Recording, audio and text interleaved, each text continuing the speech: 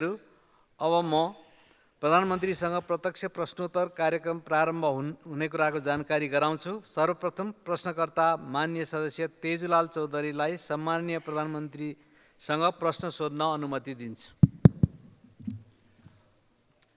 सम्माननीय सभामुख महोदय,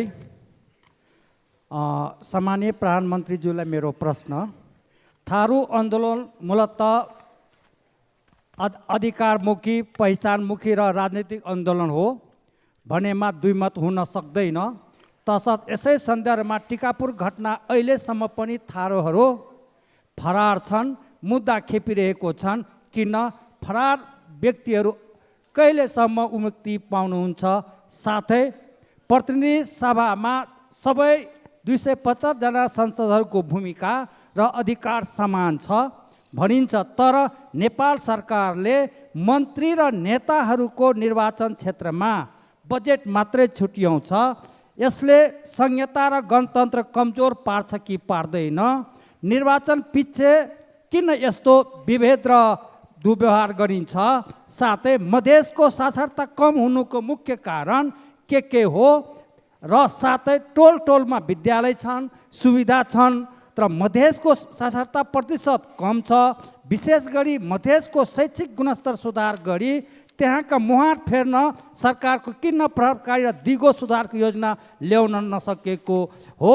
सम्माननीय प्रधानमन्त्रीज्यूसँग जवाब चाहियो। धन्यवाद। अब सम्माननीय प्रधानमन्त्री पुष्पकमल दाहाल प्रचण्डलाई उक्त प्रश्नको जवाफ दिन अनुमति दिन्छु। सम्माननीय सभामुख महोदय, प्रश्नकर्ता माननीयलाई म धन्यवाद भन्न चाहन्छु। थारू लगायत आर्थिक र सामाजिक रूपमा पछाडि परेका समुदायको पहिचान स्थापित गर्ने र आर्थिक सामाजिक सशक्तिकरणका निम्ति र त्यसको मार्फत समुदायको अधिकार सुनिश्चित गर्ने विषयमा नेपाल सरकार सधैँ नै गम्भीर रहँदै आएको म जानकारी गराउन चाहन्छु।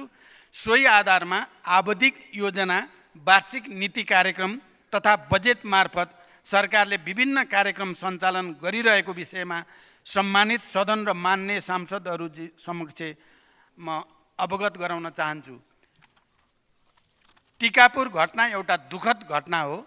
घटनाका विषयमा दोषी ठहर भएका व्यक्तिहरूको हकमा कानुन बमोजिम नै हुने कुरा मान्यहरूलाई अवगत नै छ। जहाँसम्म कैद माफी मिनाको विषय छ, त्यस घटनामा कानुन बमोजिमको प्रक्रिया पुरा गरेका केहीले सो सुविधा पाइ पनि सक्नु भएको छ भने बाँकीले कानुन बमोजिम तोकिएको प्रक्रिया अनुरूप निरूपण हुने नै छ भन्ने विश्वास व्यक्त गर्दछु। दोस्रो, सरकारले आवधिक बजेट तर्जुमा गर्दा प्रचलित ऐन कानुन बजेट तर्जुमा दिग्दर्शन एवं प्रणाली अनुरूप छलफल तथा स्वीकृति गर्ने प्रक्रियामा सबै जनप्रतिनिधिहरूको अहम भूमिका रहने कुरामा दुईमत हुन सक्दैन। सरकारको नीति तथा कार्यक्रम र वार्षिक बजेट निर्माण प्रक्रियाको परम्परागत अभ्यासमा परिवर्तन गर्न मैले यही रोस्टम मार्फत गत साल घोषणा गरेको कुरा सबैलाई अवगत नै छ। सोही बमोजिम सम्बद्ध कानुनमा समेत आवश्यक संशोधन गरी कार्य अगाडि बढाइएको पनि हो। यद्यपि सङ्घीय संसदमा नीति तथा कार्यक्रममा पर्याप्त छलफल भएर बजेट निर्माण हुने अपेक्षा गरिए पनि संसदको कार्यवाही नियमित रूपमा सुचारू हुन नसक्दा नीति तथा कार्यक्रम र बजेट तर्जुमा प्रक्रियामा हामीले अपेक्षा गरे अनुसारको रूपान्तरण गर्न भने सकेनौँ। तर सरकारले नीति तथा कार्यक्रममा उल्लेखित विषयहरूलाई सम्बन्धित सबै पक्षसँग छलफल गरी बजेटमा तालमेल कायम गर्ने पुरै कोसिस गरिएको छ। बजेट विनियोजन गर्दा बहुवर्षीय स्रोत सहमति दिइएका आयोजना, आगामी आर्थिक वर्षमा सम्पन्न हुने आयोजना, सृजित दायित्व भुक्तानी गर्नुपर्ने आयोजना, क्रमागत रूपमा रहेका आयोजना तथा अनिवार्य दायित्व अन्तर्गत खर्च हुने कार्यक्रमका प्राथमिकतापूर्वक अनिवार्य रूपमा बजेट प्रस्ताव गर्नुपर्ने हुन्छ। सङ्घीयता र गणतन्त्रको रक्षा एवं संविधानले निर्दिष्ट गरेको मार्गचित्र बमोजिम सबै भौगोलिक क्षेत्र, वर्ग र समुदायको समानुपातिक, सन्तुलित र समन्वयिक विकास, सुशासन र समृद्धिलाई मुख्य आधार लिएर बजेट तर्जुमा गरिएको विषय बजेटका प्राथमिक तथा क्षेत्रगत विनियोजनबाट प्रष्ट भएकै छ। शैक्षिक सूचकाङ्कमा पछाडि परेको मध्य प्रदेशमा शैक्षिक गुणस्तर सुधारका लागि सरकार गम्भीर रहेको छ। शिक्षातर्फ वित्तीय हस्तान्तरण मार्फत मध्य प्रदेशका स्थानीय तहमा रु 20 अरब 44 करोड बजेट व्यवस्था गरिएको छ। शिक्षातर्फ स्थानीय तहमा दिएको कुल सशर्त अनुदानको 15% मध्य प्रदेशलाई मात्र हस्तान्तरण गर्ने गरी विनियोजन गरिएको हो।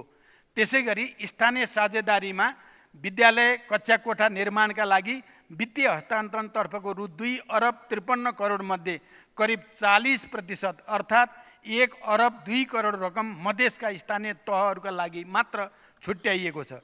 यसका अतिरिक्त आगामी आर्थिक वर्षको बजेटमा साक्षर भइसकेका स्थानीय तहका लागि आजीवन सिकाइ कार्यक्रम अन्तर्गत 2 लाख, साक्षर घोषणा नभएका गाउँपालिकाका लागि 3 लाख र नगरपालिकाका 4 लाखका दरले वित्तीय हस्तान्तरण गर्ने प्रबन्ध गरिएको छ। सरकारले मधेस मात्र नभएर देशैभरि गम्भीरताका साथ शिक्षा क्षेत्रमा रूपान्तरणको लक्ष्य लिएको छ। जातीय, लैङ्गिक लगायतका विभेदका कारण उपेक्षित तथा उत्पीडित समुदायको शिक्षामा पहुँच कायम गर्न छात्रवृत्ति, दिवा खाजा लगायतका कतिपय विशेष कार्यक्रम कार्यान्वयनमा रहेका र आगामी आर्थिक वर्षको बजेटमा थप कार्यक्रम समेत तर्जुमा गरिएका छन्। शैक्षिक वातावरण सुधारका लागि समुदाय, राजनीतिक दल, नागरिक समाजको महत्त्वपूर्ण भूमिका रहने भएकोले त्यसतर्फ मान्यज्यूहरूको पनि प्रभावकारी भूमिकाको समेत मैले अपेक्षा लिएको छु। धन्यवाद। अब प्रश्नकर्ता मान्य सदस्य दामोदर पौडेल बैरागी।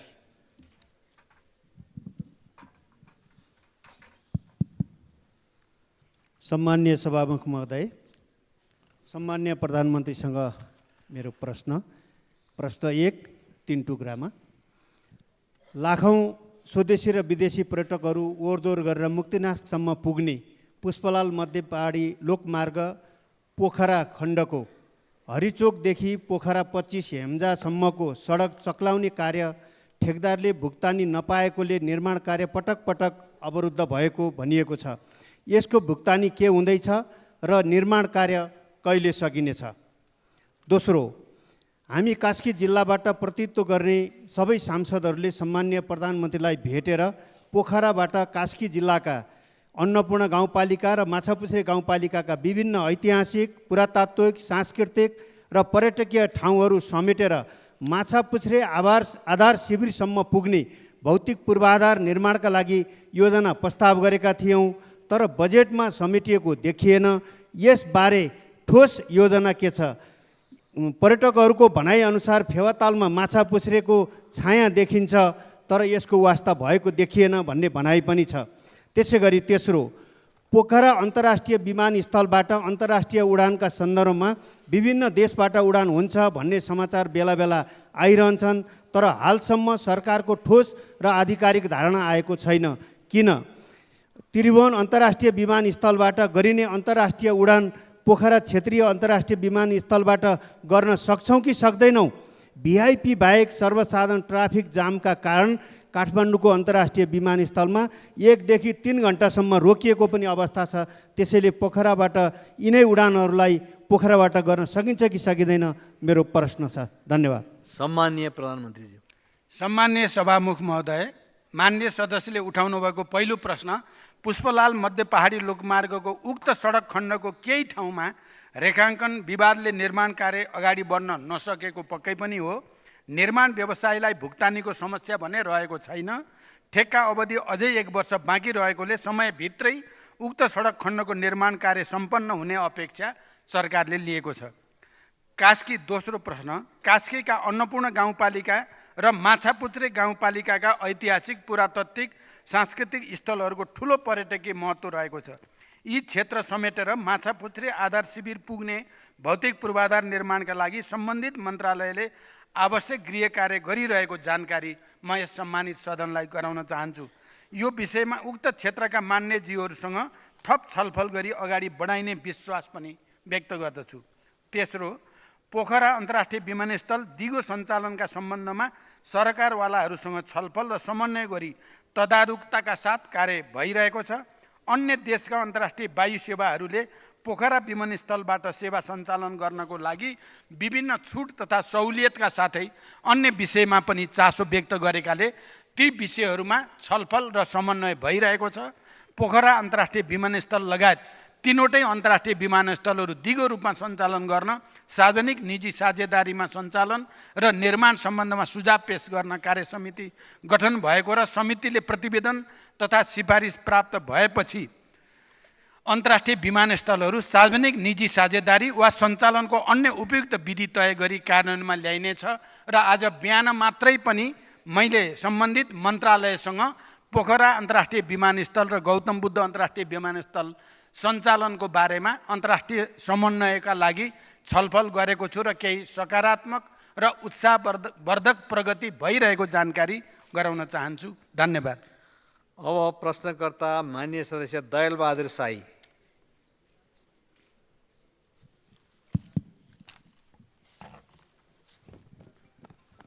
सम्माननीय सभामुखज्यू, सम्माननीय प्रधानमन्त्रीज्यू, सुदूरपश्चिम प्रदेश र कर्णाली प्रदेशका विभिन्न जिल्लाहरूमा 2069 साल असोज 13 गतेबाट सुरु भएर 23 गतेसम्म परेको अविरल वर्षाका कारण करिब 9000 घरधुरी प्रभावित भएका थिए। ठुलो धनजनको क्षति भएको थियो। उनीहरूको दैनिकी अहिले पनि निकै कष्टकर छ। त्यहाँका पीडित स्थानीयवासीले अहिलेसम्म पनि राहत र क्षतिपूर्ति पाएका छैनन्। 2079 सालमा भएको सङ्घ र प्रदेशको चुनावले गर्दा त्यहाँको जनताको पीडा चुनावी सरगर्मीले गर्दाखेरि ओझेलमा पर्यो। लगत्तै डोटीमा गएको भुइँचालोले गर्दाखेरि पनि बाढी पीडितहरूको जो समस्या छ त्यो ओझेलमा पऱ्यो र जाजरकोटमा गएको केन्द्रबिन्दु भएर गएको भुइँचालोले गर्दाखेरि पनि त्यो त्यतिखेरको त्यो क्षतिपूर्ति र त्यहाँको जनताको पीडा ओझेलमा परेको छ। सम्माननीय प्रधानमन्त्रीज्यू, बाजुरा, बजाङ, अछाम, दार्चुला, जुम्ला, हुम्ला, मुगु, कालीकोट, डोल्पा र दैलेख र मैले प्रहरणमा छुटाएको थिएँ। दैलेख र जाजरकोटमा पनि त्यो समस्या त्यत्तिकै छ। सम्माननीय प्रधानमन्त्रीज्यू, यस सम्बन्धी यो गृह मन्त्रालय अन्तर्गतको राष्ट्रिय विपद तथा जोखिम न्यूनीकरण तथा व्यवस्थापन प्राधिकरण एकदमै उदासीन रहेको छ। पीडितहरू अझै पनि आश गरेर बसेका छन्। यस सम्बन्धमा सम्माननीय प्रधानमन्त्रीज्यूको के योजना छ? धन्यवाद। सम्माननीय प्रधानमन्त्री। सम्मान्य सभामुख महोदय, मान्यजीको पहिलो प्रश्न, सुदूरपश्चिम र कर्णाली प्रदेशका जिल्लाहरूमा गएको बाढी पहिरोबाट प्रभावित 3313 परिवारको आवास निर्माणका लागि आवश्यक 88 करोड 82,500 थप निकासा गर्ने प्रक्रिया अगाडि बढाइएको जानकारी गराउन चाहन्छु। यो रकम यथाशीघ्र सम्बन्धित जिल्ला र लाभग्राहीको खातामा पठाउने प्रबन्ध मिलाउन मैले सम्बन्धित निकायलाई निर्देशन दिइ नै सकेको छु। जाजरकोट र बजाङ केन्द्रबिन्दु भएर गएको भूकम्पबाट प्रभावित 85,690 अस्थायी आवासका लाभग्राही पहिचान भई अस्थायी आवास व्यवस्थापनका लागि आवश्यक 4 अरब 28 करोड 45 लाख रुपियाँ मध्ये राष्ट्रिय विपद जोखिम न्यूनीकरण तथा व्यवस्थापन प्राधिकरणबाट 3 अरब 16 करोड रुपियाँ जिल्ला विपद व्यवस्थापन समितिको कोषमा निकासा भइसकेको छ। बाँकी रहेको 1 अरब 12 करोड 45 लाख निकासाका लागि आवश्यक प्रक्रिया अगाडि बढाइएको छ। यसै गरी डोटी केन्द्रबिन्दु भई गएको भूकम्पबाट 15,600 लाभग्राही पहिचान भई अस्थायी आवास व्यवस्थापनका लागि आवश्यक पर्ने रु 78 करोड निकासाका लागि समेत प्रक्रिया अगाडि बढिसकेको छ। धन्यवाद। अब प्रश्नकर्ता मान्य सदस्य दिकपाल कुमार शाही। सम्माननीय सभामुखज्यू, सम्माननीय प्रधानमन्त्रीज्यूलाई मेरो प्रश्न, 2080 जेठ 31 गतेका दिन दैलेख जिल्लाको दुल्लु नगरपालिका 12 दहमा दाहाल, लम्साल र रूपाखेतीका कुल शिरोमणि दासुको शालिग अनावरण कार्यक्रमको आमसभामा भावुक हुँदै सम्बोधन गर्दा पञ्चकोशी क्षेत्र मेरो पूर्वजको वासस्थान हो र यस क्षेत्रको विकास गर्नु मेरो कर्तव्य हो। यसको विकासको लागि म बजेटको व्यवस्था गर्छु भन्नुभएको थियो। यस वर्षको वार्षिक विकास कार्यक्रममा त्यस्तो उल्लेख्य बजेट किन देखिएन? आफैले बोलेको पञ्चकोशी क्षेत्र धार्मिक क्षेत्रको विकासको लागि के गर्दै हुनुहुन्छ र कर्णाली सभ्यताको रूपमा रहेको खस राज्यको सिजनल राजधानी दुल्लुमा रहेको ऐतिहासिक दुल्लु दरबार प्रधानमन्त्रीज्यूकै नेतृत्वमा रहेको नेकपा माओवादी पार्टीले 2059 वैशाख 8 गते बमद्वारा ध्वस्त बनाइएको थियो। सो दरबार निर्माण गर्न सरकारले के गर्दैछ? सम्माननीय प्रधानमन्त्री। सभामुख महोदय, ऐतिहासिक धार्मिक सांस्कृतिक एवं पुरातात्विक महत्त्व बोकेको दैलेखको पञ्चकोशी धार्मिक क्षेत्रको समग्र पर्यटकीय विकासका लागि सरकार गम्भीर रहेको जानकारी गराउँछु। दैलेख पादुका स्थानको अन्वेषण एवं उत्खनन कार्यका लागि पुरातत्व विभागबाट आगामी आर्थिक वर्षका लागि बजेट विनियोजन गरिएको छ। पुरातत्व विभागले अध्ययन अनुसन्धान र संरक्षणका कार्यहरू गर्नुको साथै पञ्चकोशी अन्तर्गत श्री स्थान, पादुका स्थान, नाभि स्थान, तल्लो ढुङ्गेश्वर जस्ता ठाउँहरूमा संरक्षणका कार्यहरू भइरहेका छन्। पर्यटन क्षेत्रको विकासलाई प्राथमिकताका साथ देशैभरिका पर्यटकीय स्थलको संरक्षण, पूर्वाधार विकास तथा प्रवर्धन गर्ने कार्यक्रमलाई विशेष प्राथमिकताको साथ कार्यान्वयनमा ल्याइनेछ। दैलेख स्थित दुल्लु दरबारको संरक्षणका लागि पुरातत्व विभाग मार्फत विगतका वर्षहरूमा समेत विभिन्न कार्य हुँदै आएका छन्। उक्त दरबार निजी स्वामित्वमा भएकोले सम्बद्ध पक्षसँग संवाद गरी दरबार पुनर्निर्माण गर्न स्थानीय तह मार्फत समन्वय पनि भइरहेको छ। धन्यवाद। अब प्रश्नकर्ता माननीय सदस्य जुली कुमारी महतो महासेठ। सम्माननीय सभामुख महोदय, सामान्य प्रधानमन्त्रीज्यूसँग जिज्ञासा राख्न चाहन्छु। धौन्साको कौचरी स्थित मिथिला बिहारी मठबाट प्रत्येक वर्ष फाल्गुनमा आयोजना हुने मध्यमा परिक्रमाको डोलालाई यहाँले स्वयं विदाय गर्नुभएको यहाँलाई स्मरणै होला। एसियाकै सबैभन्दा ठुलो नेपाल र भारत गरी 133 किलोमिटरमा घुमिने मध्यमा परिक्रमा नेपाल र भारत बीचको धार्मिक सांस्कृतिक सम्बन्धको जीवन्त गाथा हो। भारतको फुलहड कल्ना लगायत स्थान हुँदै धौन्साको मुखियापट्टि मुसर्निया वार्ड नम्बर 6 स्थिति थलीघाट नदी पार गरेर नेपालको दर्जनौँ धार्मिक स्थलहरूको परिक्रमा गरिन्छ।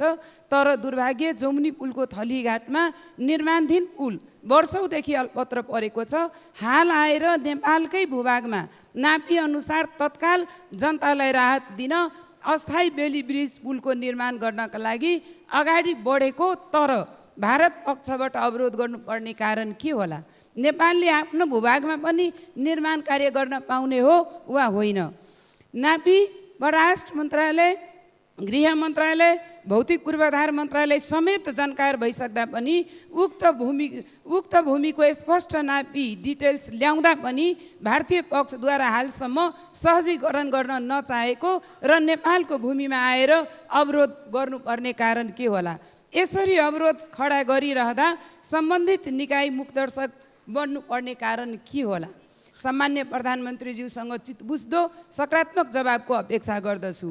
त्यसै गरी जठी जनकपुर ढल्केवर 6 लेन सडक अन्तर्गत नेपाली भूभागमा रहेको शताब्दीय पुरानो पुल आफ्नै स्थानमा अवस्थित रहेको छ र सोही पुरानो पुलको छेउमा 6 लेन सडकको मापदण्ड अनुसार अधुरो पुल निर्माण गर्न चाहँदा भारतीय पक्षबाट अवरोध सिर्जना हुँदै आएको छ। यो सम्बन्धमा सामान्य प्रधानमन्त्रीज्यूलाई जानकारी छ कि छैन? सामान्य प्रधानमन्त्रीज्यूसँग चित्त बुझ्दो निकासा सहितको जवाबको अपेक्षा गरेको छु।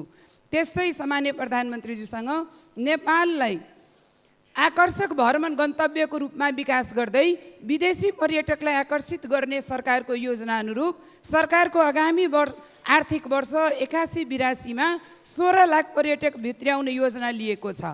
यो लक्ष्य प्राप्तिमा मिथिला संस्कृतिको खुला पुस्तकालयको रूपमा रहेको जनकपुर धाम क्षेत्रको धेरै योगदान रहने कुरा निर्विवादै छ। पूर्व सामान्य प्रधानमन्त्री केपी शर्मा ओलीज्यूको कार्यकालमा मित्र राष्ट्र भारतका सामान्य प्रधानमन्त्री नरेन्द्र मोदीज्यूले जनकपुर धामको भ्रमणको क्रममा जनकपुर धामको विकासको लागि सार्वजनिक घोषणा गर्नुभएको 100 करोड सहयोग दिने बताउनु भएको सन्दर्भमा सो सहयोग लिने र यथोचित कार्यान्वयन गर्ने गरी हालसम्म पनि किन योजना आउन नसकेको होला?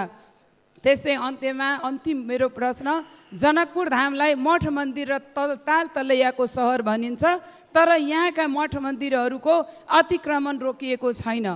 ताल तलैयाहरू मासिँदैछन्। जनकपुर धाम क्षेत्रभित्रका गुठी जग्गाहरूको व्यवस्थापन हुन सकेको छैन। देशका धेरै भागहरूमा छुट जग्गाहरू व्यवस्थापन, नदी विकास जग्गा व्यवस्थापन, तैनाथी गुठी जग्गाहरूको व्यवस्थापन, गुठी प्रणालीबाट सञ्चालित ऐतिहासिक मठ मन्दिर जीर्ण अवस्थामा रहेको छ भने कतिपय पुरातत्व महत्त्व बोकेका मठ मन्दिरको इतिहास पनि विलिन हुने अवस्थामा रहेको छ। सो सम्बन्धमा सरकारको योजना स्पष्ट पारिदिनु हुन सम्मान्य प्रधानमन्त्रीज्यूबाट सकारात्मक जवाबको अपेक्षा गरेको छु। धन्यवाद। सम्माननीय प्रधानमन्त्री।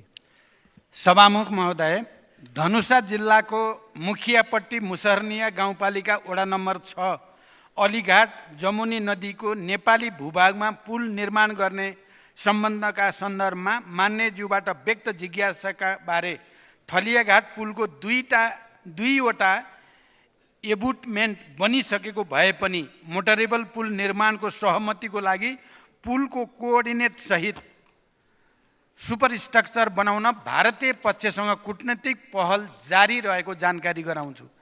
यसैगरी जटही भन्सार छेउको पुलको सम्पूर्ण भाग नेपाली भूभागमा रहे पनि पहुँच सडक भारतमा परेका कारण दुईवटा एबुटमेन्ट निर्माण भई पुलको कोअर्डिनेट नक्साङ्कन एबुटमेन्ट सहित सुपरस्ट्रक्चर बनाउन भारतसँग कूटनैतिक पहल गम्भीर रूपले अगाडि बढाइएको छ। जमुनी खोलामा अकरघाट नेपाल र सहारघाट भारत, जटही नेपाल र पिपरौन भारत तथा थलैघाटमा गरी 3 स्थानमा पुल निर्माण कार्यमा सहजीकरणको प्रयास भइ नै रहेको छ। 2. जनकपुर क्षेत्रको पर्यटकीय विकासका सम्बन्धमा 15वटा धार्मिक स्थललाई समेटेर रामायण तथा बुद्ध सर्किट निर्माण र प्रवर्धन गर्न नेपाल र भारतबीच भएको द्विपक्षीय सहमति कार्यान्वयनका लागि सरकारले गम्भीरताको साथ आफ्नो पहल बढाएको छ। रामायण सर्किट लगायत शिव, बुद्ध, किरात सर्किटहरूको विकास गर्न यस वर्ष बजेट सुनिश्चित गरिएको छ। जनकपुर क्षेत्रको पर्यटकीय विकासका लागि 98 वर्ष पुरानो गोपाल धर्मशाला रहेको स्थानमा नयाँ परियोजना कार्यान्वयन गर्नका लागि विस्तृत परियोजना प्रतिवेदन तयार भई कार्यान्वयनको प्रक्रिया अगाडि बढिसकेको छ। देशका विभिन्न भागमा रहेका गुठी जग्गा लगायत सबै प्रकारका जग्गा सम्बन्धी समस्याहरू सम्बोधन गर्न सरकार संवेदनशील छ। विशेषतः मौजुदा कानुनी प्रावधानबाट समाधान हुन नसकेका गुठी जग्गा सम्बन्धी समस्या समाधान गर्न एवं गुठी सम्बन्धी विद्यमान व्यवस्था, प्रथा, परम्परा र गुठी संस्कृतिको संरक्षण र सम्वर्धनका लागि मौजुदा कानुनमा आवश्यक परिमार्जनको खाका सहित यही असार 15 गतेभित्र नयाँ गुठी सम्बन्धी कानुनको मस्यौदा तयार गर्न कार्यदल गठन भई मस्यौदाको तयारी कार्य अगाडि बढिसकेको जानकारी पनि म गराउन चाहन्छु। मस्यौदा प्राप्त भए पश्चात सम्बद्ध सरकारवालाहरूसँग समेत छलफल गरी विधेयकलाई अन्तिम रूप दिइने र सम्मानित सदनमा पेश गरिने जानकारी गराउँछु। धन्यवाद। अब प्रश्नकर्ता मान्य सदस्य ठाकुर प्रसाद गैरे।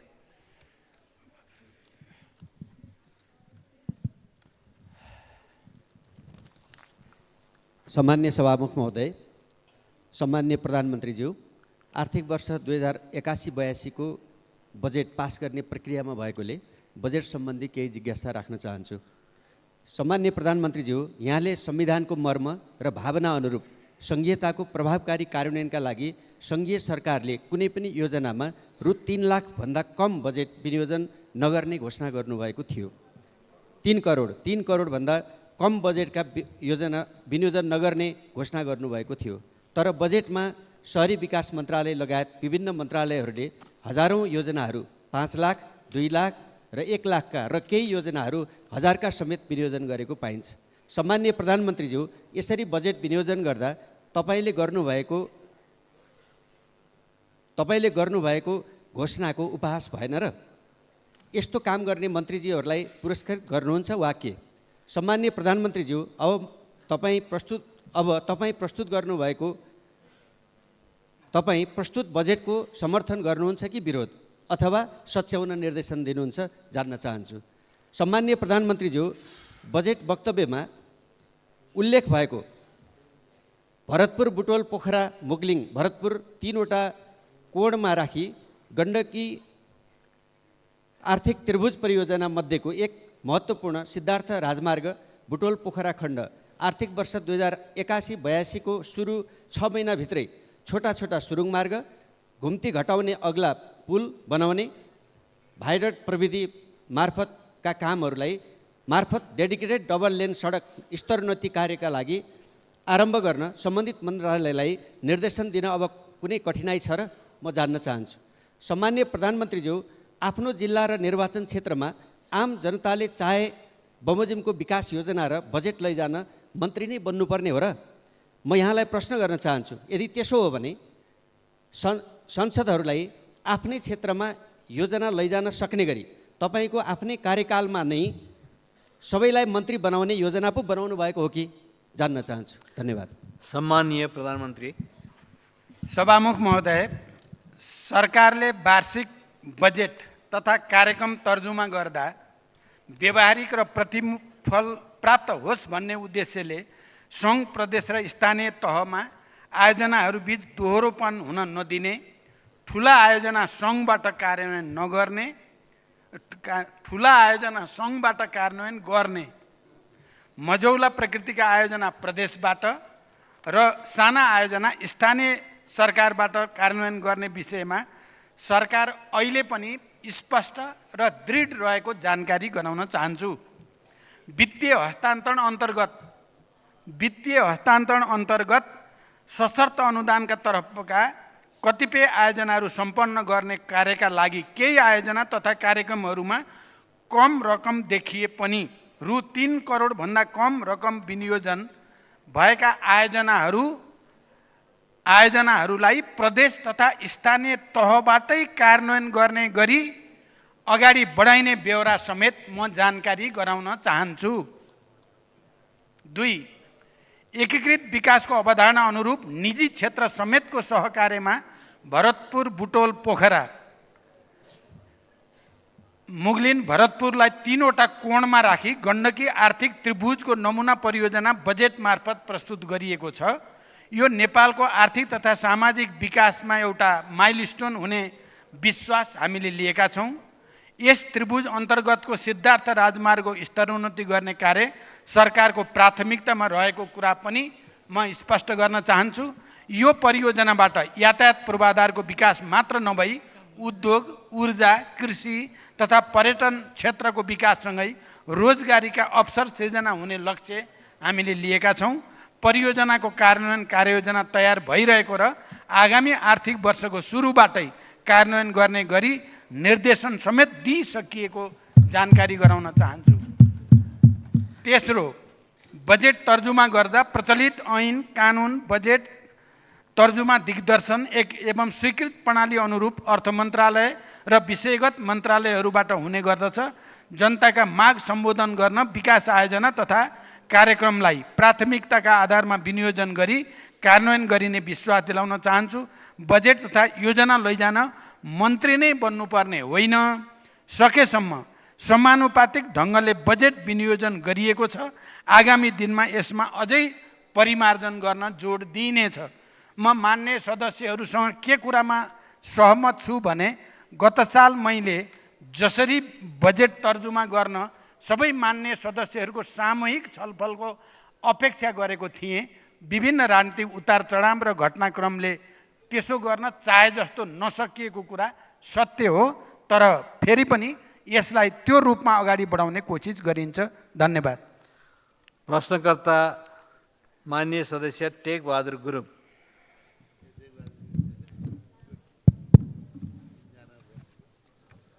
सम्मानीय सभामुख महोदय, सम्मानीय प्रधानमन्त्रीज्यूलाई म केही प्रश्न राख्न चाहन्छु।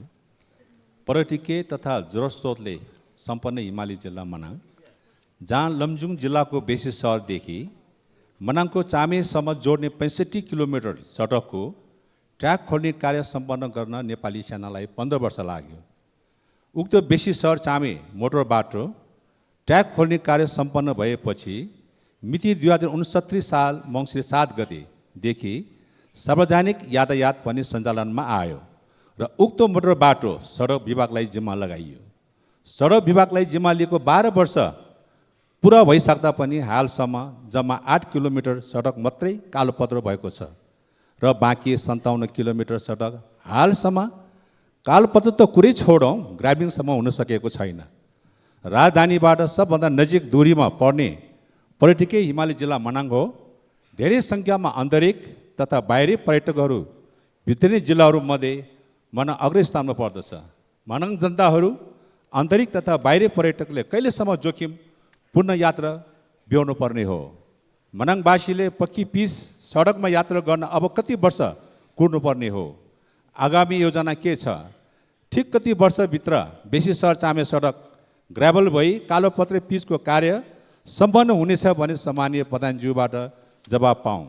सम्माननीय सभामुख महोदय, 2078 साल असार 1 र 2 गते आएको भीषण वर्षले मनाङ जिल्लाको सदरमुकाम चामे स्थिति विभिन्न सरकारी कार्यालय, विद्यालय, पर्यटन व्यवसायहरूको होटल तथा घरहरू, नासोङ गाउँपालिका प्रशासनिक भवन, ब्याङ्क, अधिकांश घरहरू, होटल तथा व्यापार व्यवसायहरू र मनाङ जिल्लाको प्रवेशद्वारा बनिने सुन्दर ताल बजार नै डुबानमा परेको थियो। साथै जिल्लाभरिको सडक, झुलुङ्गे पुल बाहिरी पहिरोले छेदविच्छेद गरी अरबौँको क्षति पुर्याएको थियो। तत्कालीन समयमा स्वयं सम्माननीय प्रधानमन्त्रीज्यू, पूर्व मन्त्री देवप्रसाद गुरुङज्यू, तत्कालीन ऊर्जा मन्त्री पम्प भूषालज्यू र म लगायत कर्मचारीहरूको टिमले स्थलगत अवलोकन गरी तत्कालीन सरकारले समेत मनाङ जिल्लालाई क्षतिग्रस्त जिल्ला घोषणा गरेको थियो। तर हालसम्म पनि कार्यान्वयनमा ढिलाइ भएको कारणले मनाङ जिल्लाका जनताले शास्ति खेपिरहेका छन् र मनाङ जनताले कहिलेसम्म शास्ति खेप्नु पर्ने हो? जबकि पर्यटन र जलस्रोतले सम्पन्न हिमाल जिल्ला मनाङबाट राज्यले मनकै आय आर्जन गरिरहेको छ। तर मलाई लाग्छ देशको राजधानीबाट नजिक दूरी भए पनि भौगोलिक हिसाबले अति दुर्गम हिमाल पारी जिल्ला मनाङलाई राज्यले हेपेकै हो। यस विषयमा सम्माननीय प्रधानज्यूको धारणा के छ? जवाब पाऊँ। धन्यवाद। जय नेपाल। अब सम्माननीय प्रधानमन्त्री। सभामुख महोदय, मान्यज्यूले उल्लेख गर्नुभएको बेसी सहर चामे सडकको खुदीसम्म जम्मा 8 किलोमिटर सडक कालोपत्र भए पनि अगाडि अन्नपूर्ण संरक्षण क्षेत्र परेकोले तुरुन्तै कालोपत्रे गर्न बोलपत्र आह्वान गर्न नसकिएको हो। यसमा हाल वातावरणीय प्रभाव मूल्याङ्कन सम्पन्न गर्न अन्नपूर्ण संरक्षण क्षेत्र आयोजनाबाट सहमति प्राप्त भइसकेको छ र वन तथा वातावरण मन्त्रालयबाट अन्तिम सहमति प्राप्त भएपछि EIA सम्पन्न गरिने र कालोपत्रेको काम अगाडि बढाइने विश्वास व्यक्त गर्न चाहन्छु। दोस्रो, विक्रम सम्वत 2078 सालको बाढी पहिरोको कारणले मनाङ जिल्लाका 63 जना लाभग्राहीका लागि अस्थायी आवास र निजी आवास निर्माणका लागि रु 1,83,90,000 निकासा गरिसकिएको छ। साथै तटबन्धको काम ऊर्जा, जलस्रोत तथा सिँचाइ मन्त्रालय अन्तर्गतको वार्षिक विकास कार्यक्रम मार्फत कार्यान्वयन हुने जानकारी मान्यज्यूलाई गराउन चाहन्छु। धन्यवाद। अब प्रश्नकर्ता मान्य सदस्य तारा लामा तामाङ।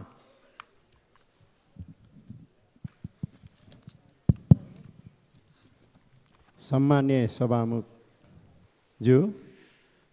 सभामुखज्यू मार्फत सम्मान्य प्रधानमन्त्रीज्यूमा, तत्कालीन सरकारले 2058 सालमा शुक्लाफाटा वन्यजन्तु आरक्ष हालको शुक्लाफाटा राष्ट्रिय निकुञ्ज विस्तार गर्ने क्रममा 100औं परिवार घरबारविहीन भएका छन्।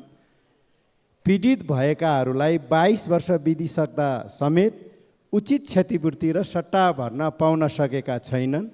अहिलेसम्म सरकारले 32 वटा आयोग बनाइसक्दा पनि समस्या समाधान नभएकोले अत्यन्त नाजुक अवस्थामा ढक्का शिविर लगायत कञ्चनपुरको अन्य क्षेत्रका शिविरहरूमा आशमा बसेका पीडितहरूको समस्या समाधान गर्न सरकारले अधिकार सम्पन्न आयोग बनाएर 100औं पीडितलाई कहिले न्याय दिने योजना छ? 2, सरकारले योभन्दा पहिलेकै सरकारले जस्तै भर्खरै 11वटा मुलुकबाट राजदूत फिर्ता बोलाएका छन्। हरेक पटक नयाँ सरकार बन्ने, नयाँ राजदूतहरू फिर्ता बोलाउने परिपाटीले अन्तर्राष्ट्रिय जगतमा मुलुकको कूटनीतिक पक्ष कमजोर भएको छ। अहिलेसम्म 50% कार्य डिप्लोमेट र 50% राजनीतिक नियुक्तिबाट राजदूत जाने गरेका छन्। आगामी दिनहरूमा सरकारले राजनीतिक नियुक्ति गर्दा राष्ट्रिय सहमति बनाएर नियुक्ति गर्दा राम्रो सन्देश जाने थियो कि राजदूत नियुक्ति पश्चात एउटा मापदण्ड बनाएर कार्य सम्पादनको आधारमा कम्तीमा 4 वर्ष राख्ने व्यवस्था गर्दा राम्रो हुन्थ्यो कि? यसमा सरकारको योजना के छ? 3, कञ्चनपुरको चुरेदेखि भारतको दुधवा नेसनल पार्कसम्म जोडिएको 43 किलोमिटर लामो दोदा नदीको बाढीको कारण हरेक वर्ष यो किनारामा बसोबास गरेको हजारौं बिघा खेतीयोग्य जमिन र दर्जनौं गाउँ डुबान कटान भई करोडौं धनजनको क्षति हुने र बस्ती विस्थापित हुनु परेको छ। यो समस्यालाई समाधान गर्न बृहत गुरुयोजना बनाई अधिकांश राणा थारू आदिवासी जनजाति र अन्य समुदायको बसोबास रहेको सो क्षेत्रको समस्या समाधानको लागि सरकारले के सोचिरहेको छ? के योजना छ? त्यसै गरी कञ्चनपुरको दक्षिणी क्षेत्रमा रहेको हुलाकी सडकको बेलौरी क्षेत्र पचुई क्षेत्रमा निर्माणको क्रममा भारतीय सुरक्षाकर्मीले सीमा विवाद देखाई निर्माण कार्यमा समयमा अवरोध गरेकोले नेपाली भूभागमा बनिराखेको सो सडक निर्माण अगाडि बढाउन र सीमा विवादलाई कूटनीतिक पहल गर्ने समाधान गर्ने योजना कहिलेसम्म छ? धन्यवाद। सम्माननीय प्रधानमन्त्री। सभामुख महोदय, मान्य सदस्यहरूले यहाँ प्रश्न राख्दा र नम्बर राख्दा चाहिँ एउटा प्रश्न भनेर राखिएको हुँदो रहेछ। अहिले भर्खरै मान्य तारा तामाङजीले प्रश्न नम्बर 8 भनेर यहाँ राखिएको छ, तर उहाँले 4वटा प्रश्न राख्नुभयो। यसलाई पनि अलि व्यवस्थापन गर्नुपर्ने हो कि जस्तो मैले महसुस गरेँ, खालि मैले सुझावको रूपमा मात्रै। शुक्लाफाटा राष्ट्रिय निकुञ्जबाट प्रभावित जनताको समस्याका बारेमा सरकार गम्भीर छ। विषयको संवेदनशीलतालाई आत्मसात गर्दै प्रभावित जनताका समस्यालाई स्थायी रूपमा हल गर्ने उद्देश्यले मन्त्री परिषदको मिति 80 फागुन 6 गते बसेको बैठकले पूर्व न्यायाधीशको अध्यक्षतामा अधिकार सम्पन्न न्यायिक समिति गठन गर्ने निर्णय भए पनि कारणवश समितिको नेतृत्व चयन हुन नसकेकोले पुनः नयाँ समिति गठन प्रक्रिया अगाडि बढिसकेको जानकारी म गराउन चाहन्छु।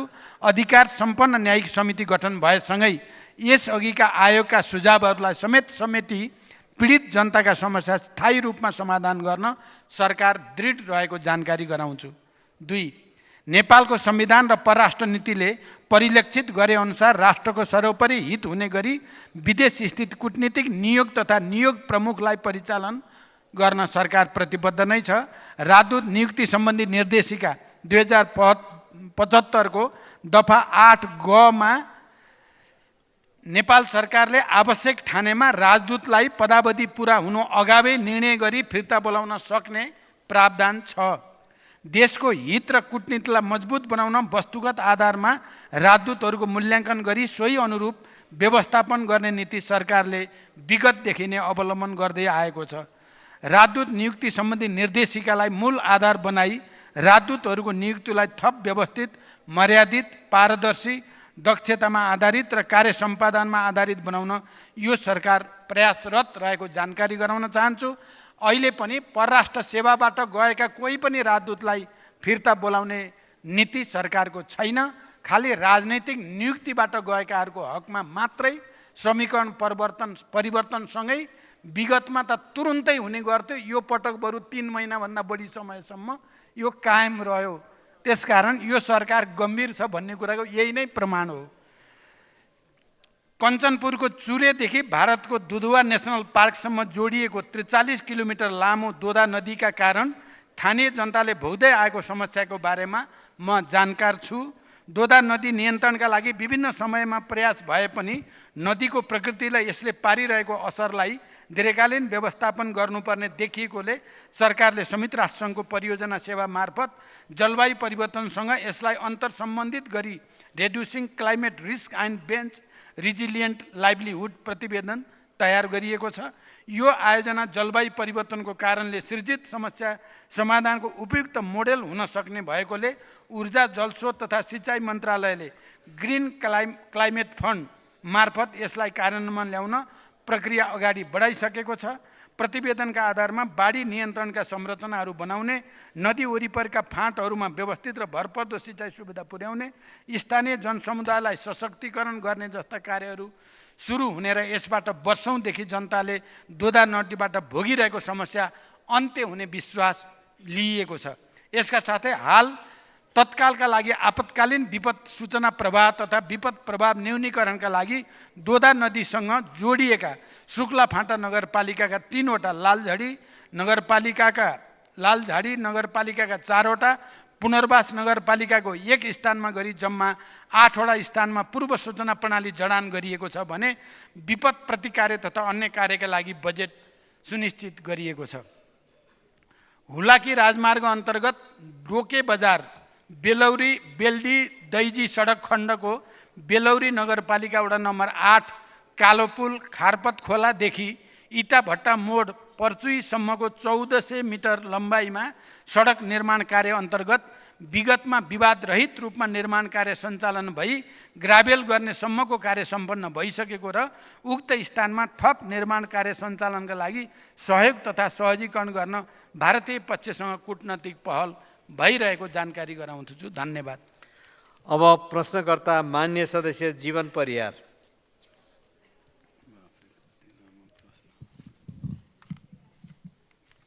सम्माननीय सभामुख महोदय मार्फत सम्माननीय प्रधानमन्त्रीज्यू समक्ष मेरो प्रश्न यस प्रकार रहेको छ।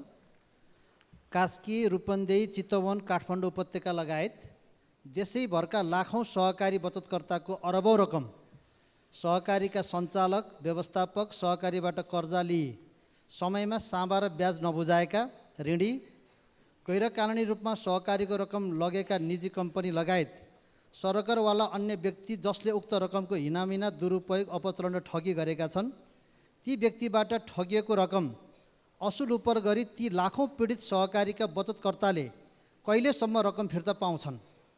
सरकारले उक्त कार्य कहाँसम्म पुर्याएको छ? साथै ती ठगी कार्यमा संलग्न संस्था, कम्पनी र व्यक्तिहरूलाई कानुनी कारबाही गर्न तपाईँको प्रतिबद्धता के हो?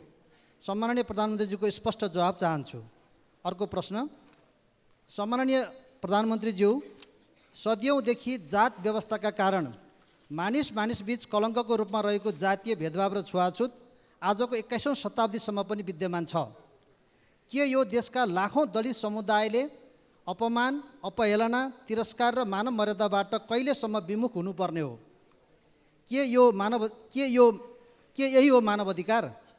विश्व सामु हामीले कहिलेसम्म शिर निहुराउनु पर्ने हो? के पटक पटक राज्य सञ्चालनको ड्राइभिङ सिटमा बस्ने तपाईँहरूले माफी माग्नु पर्दैन?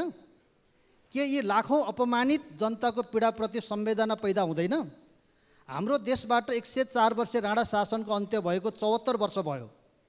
30 वर्ष पञ्चायती व्यवस्था अन्त्य भएको 35 वर्ष भयो। यो देशबाट झन्डै 240 वर्ष राजतन्त्र अन्त्य भएको 16 वर्ष भयो। पुनस्थापित प्रतिनिधि सभा अर्थात् जनताको सार्वभौम संसदबाट 2063 जेठ 21 गते जातीय भेदभाव र छुवाछुत मुक्त राष्ट्र घोषणा भएको 18 वर्ष भयो। संविधान सभाबाट संविधान जारी भएको 9 वर्ष भयो। संविधानको मौलिक हक अन्तर्गत धारा 24 मा जातीय भेदभाव विरुद्धको हक र धारा 40 मा दलितको हकको व्यवस्था गरिएको छ। प्रधानमन्त्रीज्यू, संविधानको धारा 24 र धारा 40 को कार्यान्वयन आजसम्म किन कार्यान्वयन हुन सकेन? धारा 40 मा भएको व्यवस्था सम्बन्धी ऐन कहिलेसम्म बन्छ? साथै यो देशबाट जातीय भेदभाव र छुवाछुत जस्तो कुप्रथा, कुसंस्कार र कुरीति हटाउन तपाईँको योजना के छ? अब यो समस्या हटाउन कस्तो रणनीति तय गर्नुहुन्छ? कार्यक्रम के ल्याउने तयारी गर्नुभएको छ? के यो समस्या दलित समुदायको मात्र समस्या हो वा यो देशको समस्या हो, अर्थात् आम नेपालीको समस्या हो।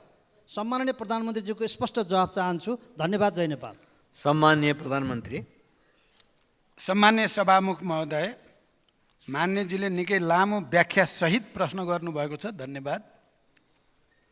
सहकारी क्षेत्रमा व्याप्त समस्याबारे सरकार जानकार पनि छ र सरकार गम्भीर पनि छ। यी समस्याहरू सम्बोधन गर्नका लागि गत वर्ष राष्ट्रिय योजना आयोगका सदस्यको संयोजकत्वमा उच्चस्तरीय सुझाव कार्यदल गठन गरी प्राप्त हुन आएको सुझाव एवं सहकारी पीडितहरूसँग भएका सहमति कार्यान्वयन गर्न विभिन्न प्रयासहरू अगाडि बढिरहेका छन्। हालसम्म 20वटा सहकारीहरूलाई समस्याग्रस्त घोषणा गरी समस्याग्रस्त सहकारी व्यवस्थापन समिति मार्फत बचत फिर्ताको प्रक्रिया अगाडि बढाइएको छ। समस्याग्रस्त घोषणा भएका सबै सहकारी संस्थाका बचतकर्ताहरूबाट 59,587 माग दाबी निवेदनका आधारमा रु 36 अरब 28 करोड 96 लाख 81,780 को दायित्व यकिन भएको छ। यसमध्ये हालसम्म रु 77 करोड 24 लाख 46,458 बचत रकम पीडितलाई फिर्ता भुक्तानी गरिसकिएको छ। यसबीचमा 3वटा समस्याग्रस्त सहकारीको सम्पत्ति व्यवस्थापन तथा दायित्व भुक्तानी गरी बचत भुक्तानी कार्य सम्पन्न भएको छ। यसैगरी नेपाल राष्ट्र ब्याङ्क समेतको संलग्नतामा सहकारी ब्याङ्क लगायत ठुला कारोबार गर्ने 9वटा सहकारी सङ्घ संस्थाको सदन अनुगमन कार्य सम्पन्न भई वित्तीय स्वास्थ्य मजबुत पारी सुशासन र प्रभावकारी सञ्चालनको लागि निर्देशन दिइसकिएको छ। छुट्टै नियामक निकाय स्थापना गर्ने र सहकारी बचत तथा कर्जा सुरक्षण कोष स्थापना गर्ने प्रयोजनका लागि छुट्टै कानुनी व्यवस्था गर्ने प्रक्रिया अगाडि बढाइएको छ र यसका लागि बजेट समेत सुनिश्चित गरिएको छ। प्रदेश तथा स्थानीय सरकारहरूसँग सहकारी समस्या समाधानका लागि विषयगत समिति गठन गरिएको छ। यसैगरी ठुलो कारोबार गर्ने सहकारीहरूलाई नियमन र सुपरिवेक्षण गर्न प्राधिकरण गठनका लागि कानुन मस्यौदा भइरहेको छ। सहकारी नीतिको परिमार्जित मस्यौदा तयार भएको छ भने सहकारी ऐनमा समेत संशोधनको तयारी भइरहेको अवगत गराउन चाहन्छु। सरकारले लिएका यस्ता पहलहरूबाट सरकार यसमा गम्भीर छ र सरकारले यस क्षेत्रमा अल्पकालीन र दीर्घकालीन सुधार हुने विश्वास व्यक्त गर्न चाहन्छु। साथै सरकारका यी कार्यमा मान्यज्यूहरूको रचनात्मक सहयोगको पनि म अपेक्षा गर्दछु। दोस्रो, मान्यज्यूले निकै महत्त्वपूर्ण विषय उठान गर्नुभएको छ। नेपाली समाजमा सदियौँदेखि जातीय विभेद भोग्दै आएका दलित समुदायको संविधान प्रदत्त अधिकार प्राप्ति सुनिश्चितताको विषय निकै गम्भीर छ। यस विषयमा सम्मानित संसद, सरकार, राजनीतिक दल, नागरिक समाज सबै नै संवेदनशील हुन जरुरी छ। दलित समुदायमाथि हुँदै आएको उत्पीडनको क्षतिपूर्तिको माग बिल्कुल जायज छ। आर्थिक सशक्तिकरण मार्फत दलित समुदायको सम्मानपूर्ण जीवनयापन सुनिश्चित गर्न सकिएन भने हामीले लिएको सामाजिक न्याय, सुशासन र समृद्धिको लक्ष्य या हाम्रो राष्ट्रिय आकाङ्क्षा सुखी नेपाली समृद्ध नेपाल पुरा हुन सक्दैन। त्यसैले जातीय विभेदको समूल अन्त्य गर्न संविधानको धारा 40 को मौलिक हक कार्यान्वयनका लागि सरकार गम्भीर र संवेदनशील रहेको जानकारी गराउँछु। सरकारका तर्फबाट जातीय विभेद तथा अन्य छुवाछुत र भेदभाव, कसुर र सजाय ऐन 2068 लाई समयानुकूल परिमार्जनका लागि तयारी गरिरहेको छ। दलित समुदायको संविधान प्रदत्त अधिकारको प्रत्याभूति गर्न दलितको सशक्तिकरण कार्य गर्ने संरचनालाई एकीकृत गर्ने दलित उपेक्षित उत्पीडित वर्ग उत्थान तथा विकास प्राधिकरणको संस्थागत विकास गर्ने प्रक्रिया छिटै सुरु गरिँदैछ। सरकारले दलित समुदायका उल्लेखित अधिकार प्राप्तिका लागि रैथाने परम्परागत सिप, ज्ञान, पेसाको आधुनिकीकरण गरी रोजगारी सृजना र जीविकोपार्जन कार्यक्रम सञ्चालन गर्न शिल्पी उद्यमशीलता कार्यक्रम, प्राविधिक धारतर्फको उच्च शिक्षामा दलित समुदायको पहुँचका लागि छात्रवृत्ति व्यवस्था समेत बजेट मार्फत सुनिश्चित गरेको जानकारी गराउन चाहन्छु। यसै गरी जातीय विभेद तथा अन्य छुवाछुत र भेदभाव, कसुर र सजाय ऐन व्यवस्थापिका संसदबाट पारित भएको दिन जेठ 10 गतेदेखि छुवाछुत मुक्त राष्ट्र घोषणा गरेको दिन जेठ 21 गतेसम्म 11 दिने जातीय छुवाछुत विरुद्ध राष्ट्रिय अभियान सञ्चालन गरिने विषयमा छलफल भइरहेको जानकारी पनि म गराउन चाहन्छु। धन्यवाद। अब प्रश्नकर्ता मान्य सदस्य जावेदा खातुन जागा। सम्माननीय सभामुख महोदय, म सम्माननीय प्रधानमन्त्रीज्यूसँग मेरो प्रश्न यस प्रकारको रहेको छ। हामी सुदूरपश्चिम र लुम्बिनी प्रदेशका जनता सडक मार्गबाट राजधानी आउन 2 देखि 3 दिनसम्म लाग्ने अवस्था रहेको हुँदा महेन्द्र राजमार्ग अन्तर्गत नारायणघाट बुटवल बर्दिया कैलाली सडक खण्ड कहिलेसम्म निर्माण सम्पन्न हुन्छ? यसमा म प्रष्ट सम्माननीय प्रधानमन्त्रीज्यूको म जवाब चाहन्छु। र हाम्रो देशको तराई मधेसमा केही जिल्लाहरूमा केही वर्ष अगाडिदेखि धार्मिक द्वन्द्व र जातीय द्वन्द्वको सुरुवात देखा परेको छ। धार्मिक सद्भाव कायम राख्न र द्वन्द्व हुन नदिन प्रधानमन्त्रीज्यूको योजना तथा कार्यक्रम के रहेको छ? र तेस्रोमा रहेको छ, ऋणमा निर्माण गरिएको पोखरा अन्तर्राष्ट्रिय विमानस्थल र गौतम बुद्ध अन्तर्राष्ट्रिय विमानस्थल भइरहवा आजसम्म पनि नियमित उडान किन हुन सकिराखेको अवस्था छैन? र ऋणमा रहेको उक्त दुवै विमानस्थलको ऋण तिर्ने आधार के छ? यसबारेमा प्रधानमन्त्रीज्यूसँग जवाब चाहन्छु। हस्त धन्यवाद। सम्माननीय प्रधानमन्त्री। सभामुख महोदय, नारायणगढ बुटोल सडक खण्ड 4 लेनमा स्तरोन्नति गर्ने ठेक्का कार्यान्वयनको चरणमा रहेको छ। आर्थिक वर्ष 81-82 सो सडक खण्ड स्तरोन्नति गर्ने कार्य सम्पन्न हुनेछ। बुटोल गोरुसुङ्गे सडक खण्ड 4 लेनमा स्तरोन्नति गर्न केही हप्तामै ठेक्का सम्झौता हुँदैछ। धानखोला लमही सडक खण्ड 40 kilometre millennium challenge account MCA नेपालको तर्फबाट स्तरोन्नति गर्न जुलाई 24 को अन्त्यतिर ठेक्का आह्वान हुँदैछ। महेन्द्र राजमार्गकै बाँके बर्दिया कैलाली र कञ्चनपुरसम्मको सडक खण्ड स्तरोन्नति गर्नको लागि सडक विभागबाट डिटेल इन्जिनियरिङ डिजाइन तयार गर्न परामर्शदाता नियुक्ति गर्न पूर्व तयारी सुरु भइसकेको छ र डिजाइन तयार भएपछि उक्त सडक खण्डको स्तरोन्नति गर्ने योजना रहेको जानकारी गराउन चाहन्छु। बहुजातीय, बहुभाषिक, बहुधार्मिक, बहुसांस्कृतिक र भौगोलिक विविधतायुक्त विशेषतालाई आत्मसात गरी विविधता बीचको एकता, सामाजिक सांस्कृतिक ऐक्यबद्धता, सहिष्णुता र सद्भावलाई संरक्षण एवं प्रवर्धन गर्ने दिशामा नेपाल सरकार अघि बढिरहेको कुरा मान्यज्यूहरूलाई विदितै छ। नेपाल सरकारले गृह मन्त्रालय र मातहत स्थानीय प्रशासन मार्फत धार्मिक तथा सामाजिक सद्भाव बढाउन केन्द्रीय स्तर तथा प्रादेशिक स्तरमा समेत छलफलका कार्यक्रमहरू गरिरहेको साथै धार्मिक गतिविधिका नाममा साम्प्रदायिकता फैलाउन खोज्ने व्यक्ति तथा समूहहरूलाई प्रचलित कानुन बमोजिम कानुनी कारबाहीका कार्यलाई निरन्तरता दिँदै आएको छ। नेपालको संविधान विपरीत धार्मिक तथा सामाजिक सद्भाव बिगार्ने र साम्प्रदायिकता फैलाउने गतिविधि नियन्त्रणका लागि जस्तोसुकै उपाय अपनाउन नेपाल सरकार प्रतिबद्ध रहेको कुरा सम्मानित सदनलाई जानकारी गराउँदछु। राष्ट्रिय गौरवको आयोजनाको रूपमा सम्पन्न पोखरा र गौतम बुद्ध अन्तर्राष्ट्रिय विमानस्थललाई पूर्ण क्षमतामा सञ्चालनमा ल्याई समृद्धिको स्रोत र आधारको रूपमा उपयोग गर्न सकिने कुरामा म विश्वस्त छु। धन्यवाद। अब प्रश्नकर्ता माननीय सदस्य डाक्टर तोसीमा कार्की।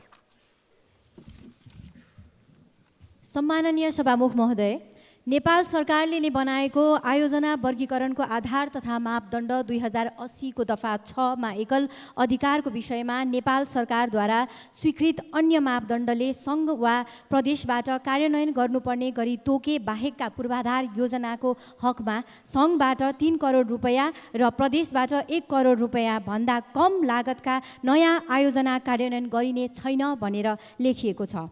यही कुरा सम्माननीय प्रधानमन्त्रीज्यूले विभिन्न गोष्ठीहरू साथै यही संसदको रोस्ट्रमबाट पनि पटक पटक भन्नुभएको छ। आगामी बजेटमा सङ्घले 3 करोड भन्दा साना योजनाहरू हेर्दैन। यसलाई हामी सङ्घबाट होइन कि प्रदेश र स्थानीय सरकार मार्फत गर्नेछौँ भनेर। तर 2081-82 को बजेटमा हेर्दा साना साना भवन निर्माण, नाली निर्माण, पार्क निर्माण, सडक निर्माण लगायत विभिन्न ठुला योजनाहरूमा समेत 1 लाख 5 लाख जस्ता रकमहरू न्यून रकम छुट्याई पर्याप्त अध्ययन बिना नै सङ्घ अन्तर्गत राखिएको छ। जस्तै मनमोहन स्मृति प्रतिष्ठान ज्येष्ठ नागरिक उपचार सेवा सञ्चालन भनेर 1 लाख, ललितपुरमा घर जग्गाको मुआब्जा दिने कार्य भनेर 3 लाख, 3 लाखले कसरी हामीले मुआब्जा दिने घर जग्गाको। टिकाथली खरिबोटदेखि हनुमन्ते खोलासम्मको सडक स्तरोन्नति, ढुङ्गेन गणेशमान पार्क सडक, गुठीचौर देवीस्थान सडक, मोती राजकुलो महालक्ष्मी 5 मातेश्वर सडक, सातो बाटो खुमलटार सडकबाट वैकल्पिक ऊर्जाको बाटो हुँदै रेडियो नेपालको टावर उत्तरतर्फ जाने सडक, यो 5 वटा सडकलाई एकमुष्ट रूपले 5 लाख। बागमती खोला पुल युएन पुलसँगै 5 लाख, नखु खोला पुलको लागि 5 लाख, महालक्ष्मी लुबु खोला जोड्ने पुलको लागि 5 लाख, खहरे खोला पुल गोदावरी सातो बाटो हरिसिद्धि 5 लाख। यी योजनाहरूमा बजेट थप्ने योजना छ कि कसरी यसलाई कार्यान्वयन गर्ने योजना छ? यी त केवल उदाहरण मात्र हुन्। सम्माननीय सभामुख महोदय, म प्रश्न सोध्न चाहन्छु, बजेट बनाउँदा मन्त्री परिषदमा मन्त्रीज्यूसँग छलफल गरियो कि गरिएन? सरकार आफैले बनाएको मापदण्ड मिच्ने गरी बजेट कसरी ल्याइयो? यस्ता कनिका छरे जस्ता बजेटका योजना कार्यक्रमहरू सङ्घबाट अब हामीले कसरी कार्यान्वयन गर्ने? आम नागरिकहरूलाई डेलिभरी कसरी दिने? 1 लाख, 3 लाख, 5 लाखले पुल बनाउँछु, बाटो बनाउँछु, नाला बनाउँछु, भवन बनाउँछु भनेर कसरी विश्वास दिलाउने आम नागरिकहरूलाई यो सरकारप्रति? अघिल्लो जवाफ अलि स्पष्ट भएन। सम्माननीय प्रधानमन्त्रीज्यू, देशकै कार्यकारी प्रमुख सम्माननीय व्यक्तित्व, राष्ट्रकै अभिभावक प्रधानमन्त्रीज्यूबाट चित्त बुझ्दो र स्पष्ट जवाफको अपेक्षा गर्दछु। धन्यवाद। सम्माननीय प्रधानमन्त्री। सभामुख महोदय, मान्यज्यूबाट निकै गम्भीरताका साथ यो प्रश्न अगाडि बढाइएको छ। सारत यो प्रश्नको जवाफ मैले यस अगाडिको प्रश्नमा पनि दिइ त सकेको छु। फेरि पनि मान्यजीले अझै स्पष्ट पार्न भनेको हुनाले म के भन्न चाहन्छु भने, स्वीकृत मापदण्ड बमोजिम आयोजनाको वर्गीकरण गर्न र सोही बमोजिम ठुला तथा रणनीतिक महत्त्वका आयोजनाहरू सङ्घीय स्तर तहबाट र मझौला प्रकृतिका आयोजना प्रदेश तहबाट र साना आयोजना स्थानीय तहबाट कार्यान्वयन गर्न सरकार अहिले पनि दृढ छ। साथै रु 3 करोडभन्दा कम रकम विनियोजन भएका आयोजनाहरू सम्भव भएसम्म प्रदेश र स्थानीय तहबाटै कार्यान्वयनमा लाने विश्वास पनि म पुनः दोहोऱ्याउन चाहन्छु। बजेट तर्जुमा प्रणालीमा विद्यमान कमी कमजोरीमा निरन्तर सुधारका लागि पनि सरकार कटिबद्ध छ। मैले अघि नै भने, चाहे जस्तो अझै हुन सकेन। यसको निम्ति हामी सबैले पनि प्रयास गर्नुपर्ने हुन्छ। मान्य मन्त्रीजीहरूले पनि योजना निर्माण गर्दा, कार्यक्रम बनाउँदा सरकारले बनाएको प्रधानमन्त्रीकै निर्देशनलाई पनि जति गम्भीरतापूर्वक लिनुपर्ने हो र साना आयोजना नराख्ने सङ्घमा भन्दै पनि राखिएको छ। भोलि तपाईँहरू पनि मन्त्री हुनुहुन्छ, अरू पनि प्रधानमन्त्री हुनुहोला। त्यसकारण यो विषय परिमार्जन आवश्यक छ। म यसमा पुरै जे भएको छ बिल्कुल ठिक भएको छ भन्ने पक्षमा त छैन, तर प्रयास जारी छ। मैले जोड दिएर फेरि पनि भन्न चाहन्छु, साना आयोजनाहरू सङ्घले कार्यान्वयन गर्दैन, प्रदेश र स्थानीय तहलाई नै कार्यान्वयन गर्न दिने व्यवस्था गरिन्छ। धन्यवाद। यति भनिसकेपछि मलाई लाग्छ आजका प्रश्नहरू सकिएका छन्। र सभामुख महोदय, म जाँदै एउटा कुरामा सबै मान्य सदस्यहरूको ध्यान आकर्षित गराउन चाहन्छु सभामुख महोदय मार्फत।